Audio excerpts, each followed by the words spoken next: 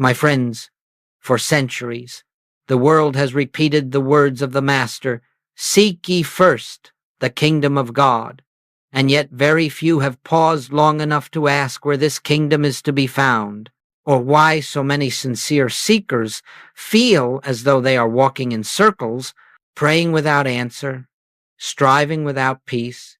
And so I want to speak to you, not as one offering a new doctrine, but as one reminding you of what Jesus himself revealed so simply, so plainly, that the human mind overlooked it. The kingdom of God is within you, not above you, not ahead of you, not hidden in some distant geography, nor reserved for a future moment after death. Within you, within your consciousness, within the very life you are living at this instant. You see, the tragedy of much spiritual seeking is that it begins with the assumption that God is absent. And when you believe God is absent, your entire search becomes an attempt to bring God from somewhere else into your experience. And when you believe the kingdom is far off, your spiritual journey becomes a lifelong effort to reach what seems forever beyond your grasp. But the Master did not say, "Seek to bring the kingdom," nor did he ask you to journey toward it as though it were an object hidden behind the stars. He revealed a presence already here, already complete, already functioning as the very life of your being. If you have ever cried out, "Where is God? Why does God feel distant?" you have already accepted the premise that creates all spiritual frustration. And so today, let us lay that false premise aside.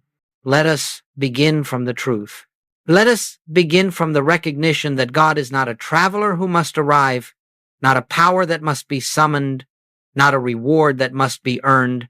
God is the living presence at the center of your consciousness, the invisible life that is your life, the infinite love that animates every breath and movement of your existence. You have not been failing in your spiritual search.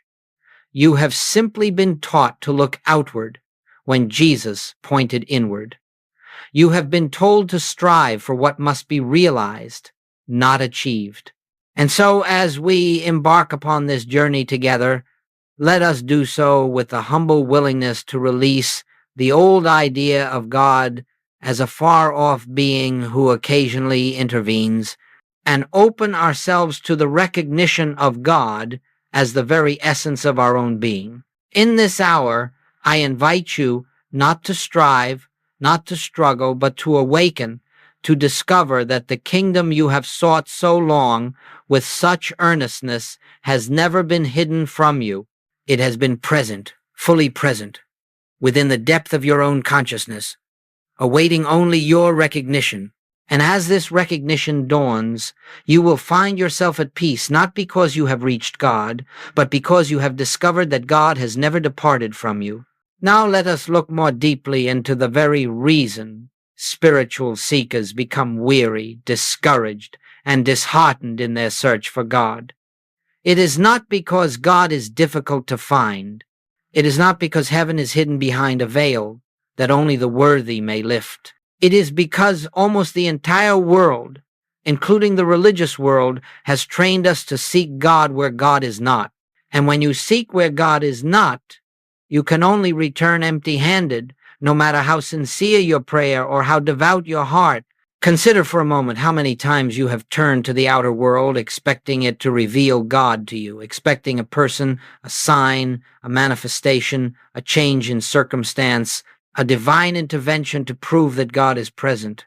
And yet, every time you do this, you unknowingly affirm a belief the Master never taught, that God is separate from you, separate from your consciousness, separate from your very life. And the moment you accept separation, even unconsciously, you cannot help but feel the weight of spiritual loneliness, the ache of believing God is somewhere you are not. When the mind believes in distance, it naturally seeks solutions in distance. It prays from a sense of lack. It reaches outward in desperation. It tries to bring God down into the moment, or to coax peace into a troubled situation. But my friends, this is the very reason prayer feels unanswered. Not because God is withholding anything, but because we are praying from a premise that has no spiritual foundation, the premise of absence. Do you see the problem? If you pray as though God is far, you reinforce the illusion of distance. If you believe the kingdom is ahead of you, you bind yourself to endless searching. If you imagine that God's guidance, God's provision, or God's healing must travel toward you from outside, you silently deny the truth that God is the life of your being here, now, fully present and wholly complete. This is why the world's seekers grow tired. It is not the search that exhausts them, it is the direction of the search. Outward effort consumes energy. Inward realization restores it. Outward effort breeds fear. Inward realization releases it. Outward effort implies that something essential is missing. Inward realization reveals that nothing has ever been absent.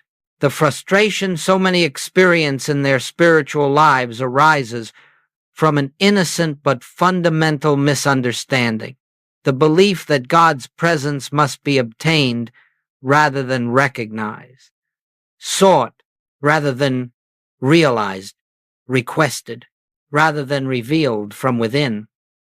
And as long as the mind believes that God and man stand apart, your prayers, your meditations, your spiritual practices will feel like attempts to bridge an impossible distance. Let us be very clear. You are not frustrated because God is silent. You are frustrated because you have been listening in the wrong direction. When you look outward for what is already within, you can only encounter emptiness. But when you turn within, even slightly, even with the smallest mustard seed willingness, you begin to feel a subtle shift, a softening, a quiet assurance. You sense that you are not striving toward God, you are resting in God. You sense that the spiritual journey is not the path of reaching outward, but the path of awakening inward. And it is this awakening that leads us to the next stage of our spiritual unfolding. Let us look now at the teaching of the Master, not through the lens of tradition, nor through the weight of inherited interpretation, but through the quiet inner illumination that reveals spiritual truth as it is. For Jesus spoke words that were not meant merely to inform the mind, but to awaken the soul to its own divine reality. And among these words, none are more central, more misunderstood, and more transformative than the statement, "The kingdom of God is within you." You must understand that Jesus was not pointing to a place. He was not describing a realm to be reached after death, nor a kingdom that would someday descend visibly upon the earth. He was speaking from the consciousness of one who lived in perpetual union with the infinite. When he used the word kingdom, he was describing the awareness of God's presence, an awareness that transcends time, transcends form, and reveals itself as the substance of all being. And when he declared that this kingdom is within you, he tore down every doctrine of distance that humanity had built around God. But the human mind, bound to the senses, could not grasp such a revelation. And so through the centuries, the teachings of Jesus were interpreted through the framework of duality, God above and man below, heaven in the future and struggle in the present. Yet Jesus himself never taught duality. He taught oneness, he taught immediacy, he taught the infinite nearness of God. I and my Father are one, the Father is within me, my kingdom is not of this world. When Joel Goldsmith read these words, he did not read them as poetry or metaphor. He read them as statements of spiritual law. For to him, Jesus was not describing a relationship exclusive to himself. He was revealing the universal nature of spiritual identity. The oneness he proclaimed was not his alone. It is the truth of every man, every woman, every child who will pause long enough to look within and recognize the presence living them. And so Goldsmith would say, the kingdom is not a location, but a state of consciousness. It is the realized awareness of God as the only presence, the only power, the only life. The moment you imagine the kingdom as something to be entered through effort, you have already stepped outside it. But the moment you realize that God is the very essence of your being, the very breath that moves through you, the very intelligence that animates your life, you have already entered the kingdom without moving an inch. For this kingdom is not reached by time or distance. It is revealed through recognition. This is why the Master taught in paradox. He said, the kingdom is at hand, meaning always present. He said, the kingdom is within you, meaning not dependent on external conditions. He said, the kingdom has come near, meaning closer than your own thoughts. And then, to those who imagined heaven as a place, he said plainly, my kingdom is not of this world. It is not found in the realm of appearances. It is not subject to the rise and fall of circumstance. It is the unchanging, invisible reality behind all visible form. When we read Jesus through Goldsmith's consciousness, we discover that the teachings were never meant to direct us toward a future salvation, but toward a present realization. They were never meant to create believers, but revealers, not followers of doctrine, but awakeners to the inner Christ, the inner kingdom, the inner presence that has always been the life of our being. In this recognition, spiritual seeking begins to change shape. You are no longer reaching outward for God's presence. You are no longer waiting for a future manifestation. You are no longer living in anticipation of a divine intervention that may or may not come. Instead, you are awakening to the truth that the presence you seek is the very consciousness with which you are listening to these words. This understanding marks the turning point of the spiritual journey. From this point forward, we no longer pursue God. We discover that God has been pursuing us from within, patiently waiting for the moment when the veil of material belief would lift and the light of spiritual reality would shine through our awareness. And it is here, in this dawning realization, that the shift from asking God to realizing God begins. Now let us come to the great turning point in spiritual life, one so profound that the entire direction of your journey changes in a single breath. And yet this shift is not achieved through effort, nor through discipline, nor through the accumulation of spiritual knowledge. It happens the moment you recognize that the God you have been asking, pleading with, and reaching toward is not a distant being who must be moved, but the very presence that constitutes your own consciousness. The world prays in one way, and the Christ consciousness prays in another. The world prays by petition. God, please do this for me. Please intervene. Please fix. Please repair.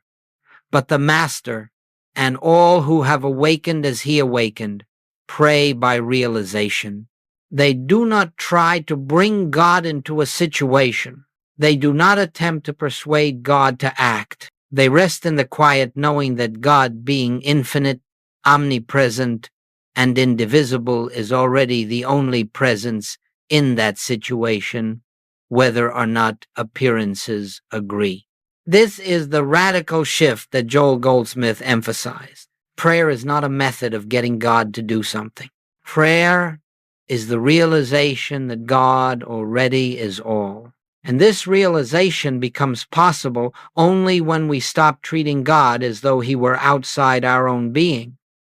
You see, the moment you ask God to enter a circumstance, you have implicitly assumed his absence.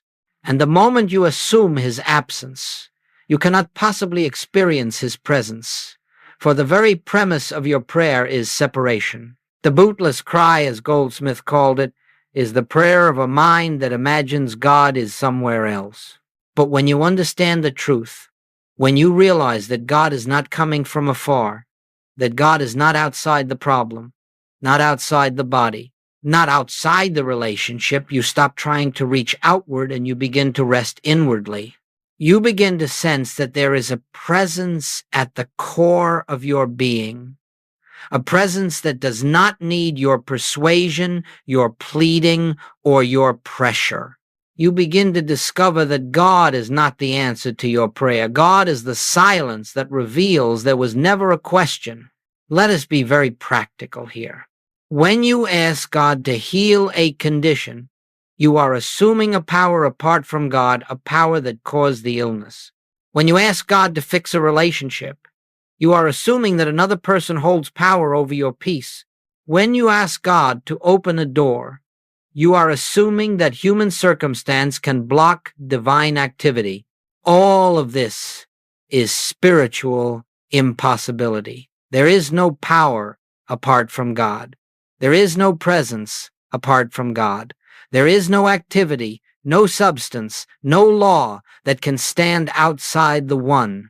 And so Goldsmith would say, stop giving power to the problem. Realize that God is the only power present and the problem dissolves of itself. This is the essence of the shift. We stop asking God to change the outer picture. We realize God is the invisible reality behind all pictures. And when we do this, something wondrous happens. We find that fear loosens its grip. We find that the mind becomes still. We find that circumstances begin to shift without our manipulation, not because we ask God to change them, but because we recognize the presence that was always governing them. As long as you believe your good comes from outside, from people, from the world, from favorable conditions, you will continue to pray outwardly, anxiously, pleadingly.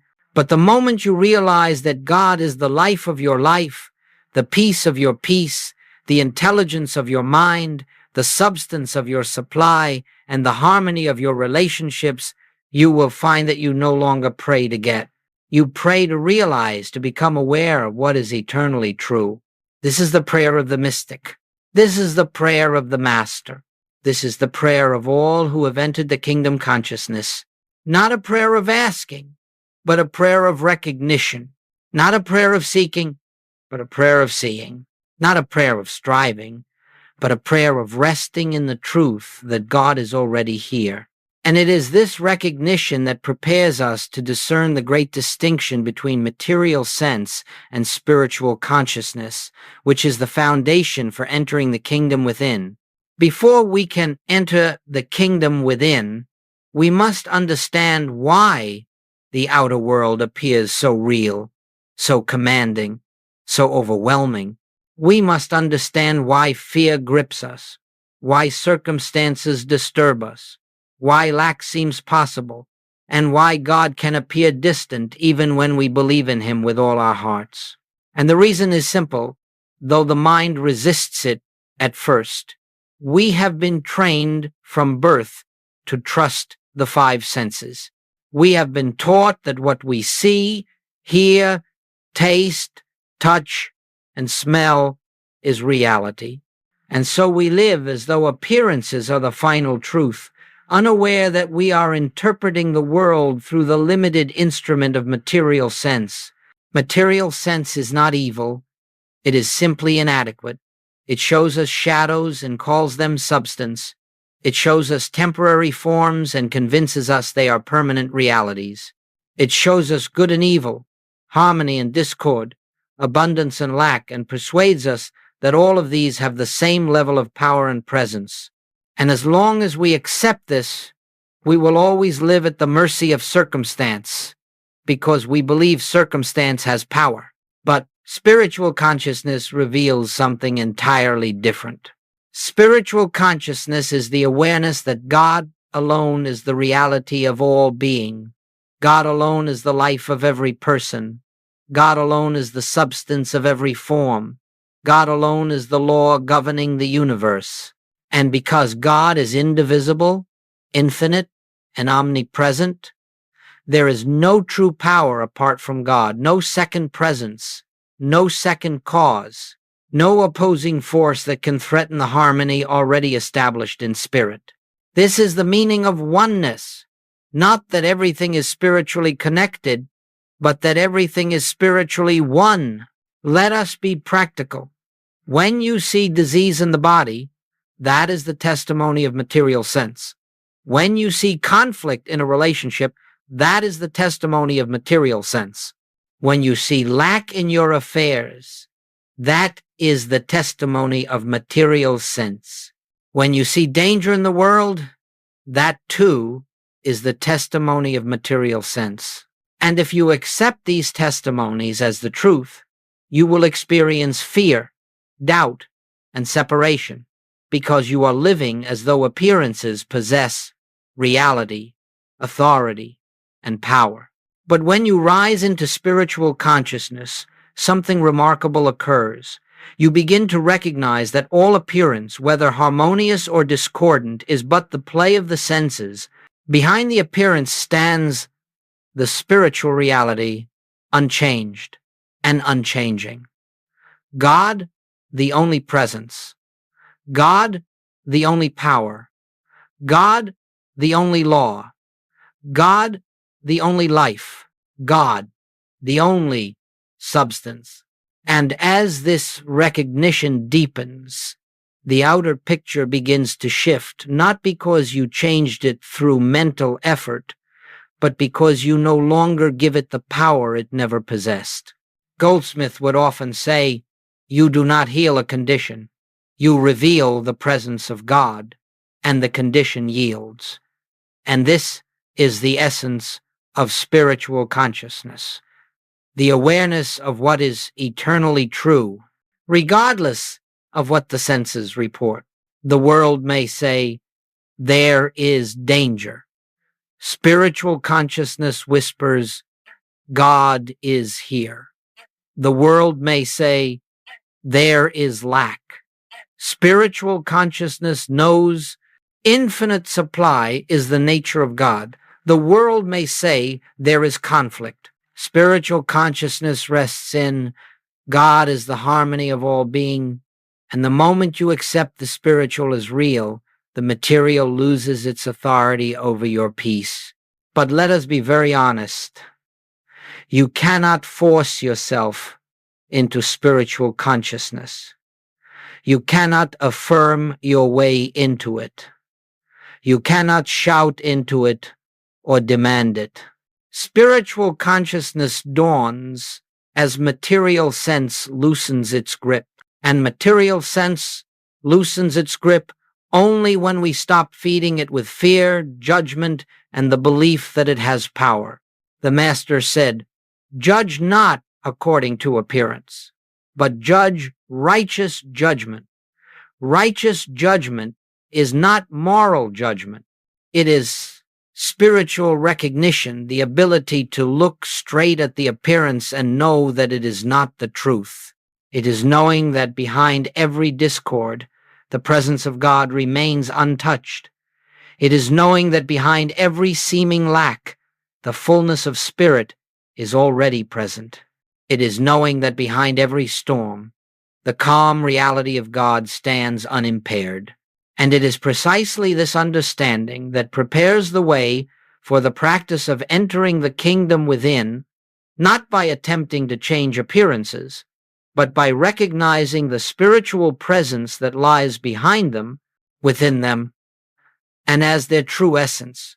Now that we understand the distinction between material sense and spiritual consciousness, we can begin to approach the most sacred aspect of this path, the actual practice of entering the kingdom within. And let us be clear from the beginning, this is not a practice of doing. This is not a technique for manipulating thought, nor is it a method for improving the outer world. It is a practice of recognition, of quiet receptivity, of turning from the outer appearances to the inner reality that has always been present but seldom acknowledged.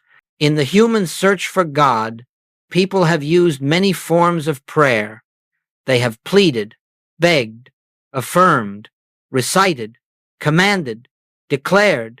They have tried to convince themselves and God of what they desire. But all of these belong to the realm of the human mind. They begin with the assumption that there is a lack, and that through thought or emotion, that lack may be corrected. Spiritual listening, as Goldsmith taught it, begins from a wholly different premise, that nothing is lacking because God is already the fullness and the completeness of every moment. This is why true prayer begins in silence, not the silence of discipline or restraint, but the silence of relinquishment, the silence that arises when we release the belief that we must direct God, inform God, or persuade God. It is the silence that comes when we understand that God is not in need of our words, our instruction, or our guidance. God is the very presence we are seeking. And so spiritual listening is not an attempt to reach God. It is the willingness to allow the presence to reveal itself. When we enter this sacred silence, we do not ask.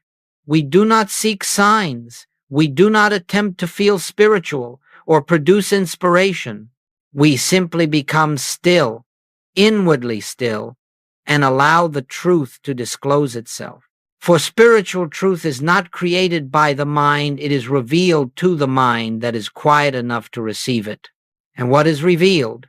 Not always words, not always messages. More often, it is a subtle sense of peace that is not of this world, a soft assurance that does not come from reason, a gentle awareness that something real, something profound, something eternal is present right where you are. And when that presence is felt, even faintly, you have begun to enter the kingdom. For the kingdom is not a realm of thought, it is the atmosphere of God realized within your consciousness. Goldsmith would say, do not try to make anything happen in prayer. Why? Because the moment you try to make something happen, you have shifted into the human mind, and the human mind cannot enter the kingdom. The mind that tries to achieve God cannot see God, for it is trying to grasp what can only be revealed. Instead, we approach quietly. Here I am, Father, not asking, not trying, not striving, simply open. In this openness, you may become aware of a gentle inner movement as though truth is unfolding of its own accord. You may feel a sense of safety as though nothing outside you holds power. You may feel the burdens of the day loosening, as though their weight was never truly yours. Or you may simply feel nothing at all, yet know inwardly that something deep and invisible is taking place. This is the beginning of spiritual listening, a turning from the outer world of effect to the inner world of cause, a willingness to let God be God. And the more often you return to this stillness, not as a duty, but as a refuge, the more natural it becomes. You begin to sense the presence, not only in meditation, but in the ordinary moments of life.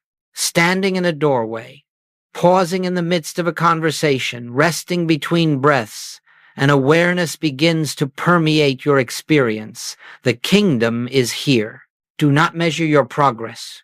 Do not attempt to capture the feeling. Simply return again and again to the stillness in which God reveals himself not as a distant being, but as the life of your own being. This is the practice by which the walls of material sense begin to thin and the light of spiritual consciousness begins to shine through. It is the doorway into the kingdom within.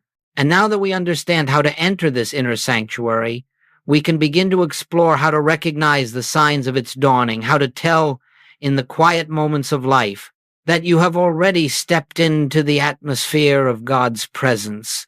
As we proceed, let us understand something very important.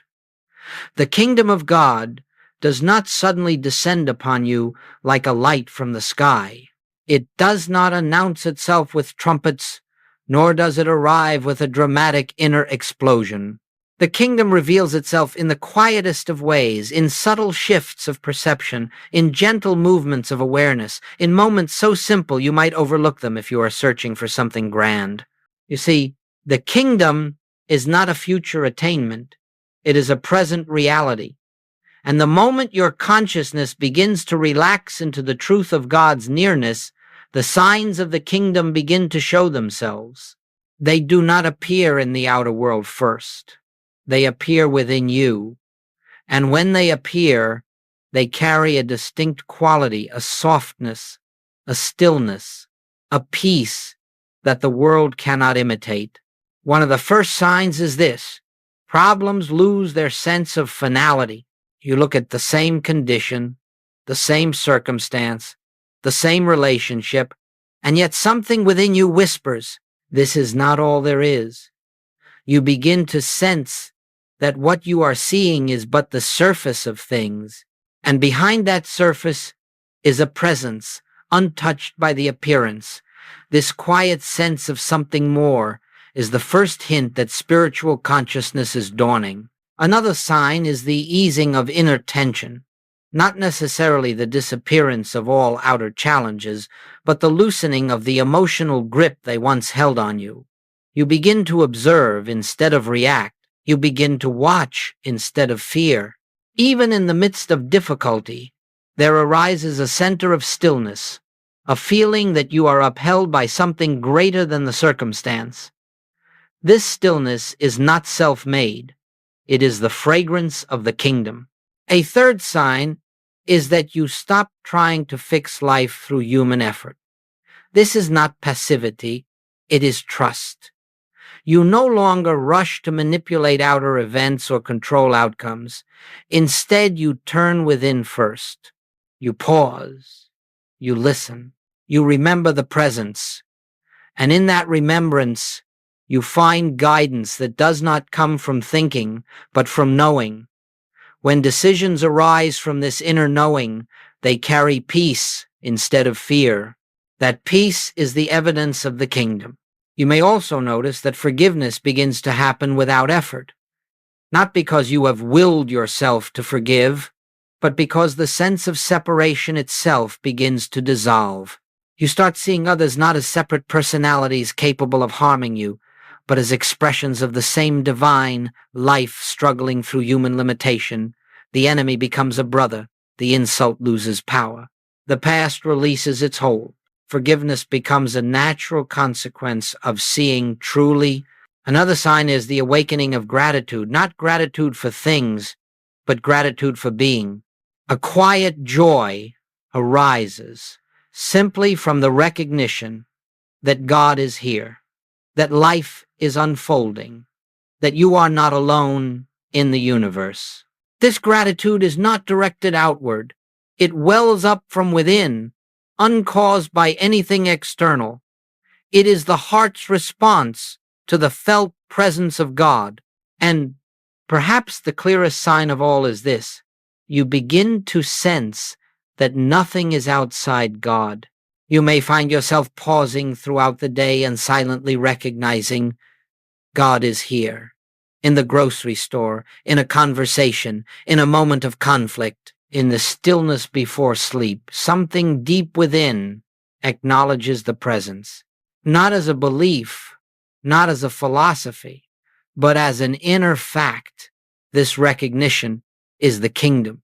You do not have to be perfect to experience these signs. You do not have to sustain them every moment.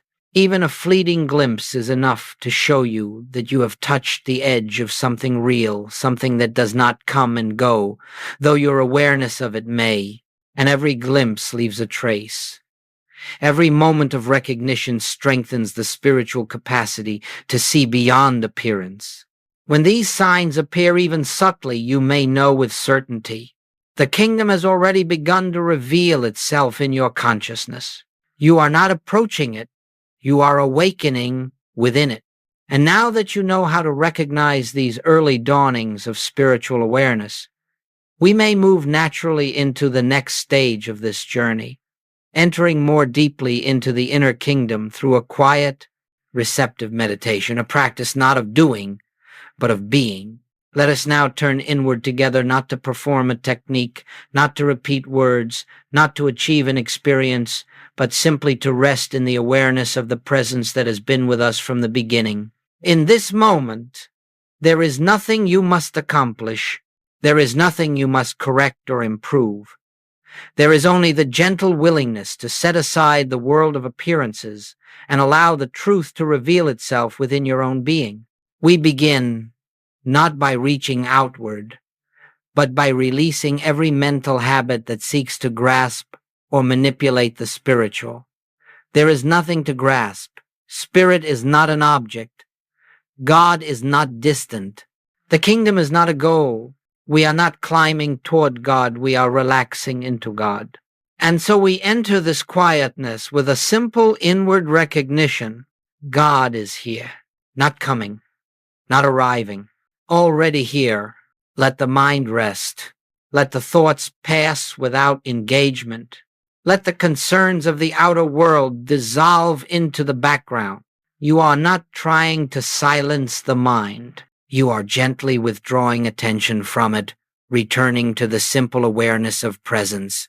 Feel the freedom of not having to pray to God, but resting in the truth that God is already the life within you. Let this inner whisper arise of its own accord. The kingdom is within me, not as a belief, but as a fact of spiritual being. Do not try to feel anything. Feelings come and go. Truth remains. If a sense of peace comes, receive it. If no feeling comes, be at peace anyway. Truth does not depend on the senses. Now, allow this deeper recognition to settle into your awareness. God is the only presence, not the strongest presence, not a competing presence. The only where I sit, God is. Where my thoughts appear, God is. Where my life unfolds, God is. And as this recognition deepens, even slightly, the outer world begins to loosen its claim on your attention. You begin to sense the subtle atmosphere of the kingdom, a stillness that was here long before this moment, a peace that does not arise from the world and cannot be taken from you. There is no need to hold it, no need to protect it, no need to maintain it by effort. This presence is not fragile. It is infinite, eternal, and self-sustained. Now, allow these words to rest in your consciousness, not as affirmations, but as invitations to awareness. I am in God. God is in me.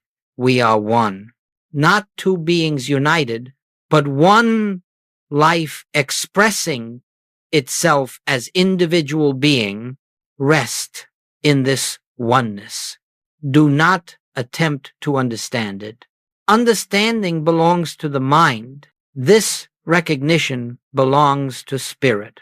Let this final realization unfold gently within you. The kingdom I sought is the presence that lives me. The peace I longed for is the truth of my own being. The God I prayed to is the life that I am. Rest in this truth. Let it hold you. Let it reveal itself to you in its own way, in its own time, in its own stillness. And when you return from this moment, you carry nothing outward, but something inward has quietly shifted. And this shift will reveal itself in ways you do not need to anticipate. For the kingdom has not come to you. You have awakened to the kingdom that was always here. As we bring this hour together to its quiet close, let us not think of what has been said as a lesson to be remembered, nor as a philosophy to be carried by the mind. What we have touched in these moments is not teaching, it is realization. It is the gentle unveiling of a truth that has been present within you since before time began.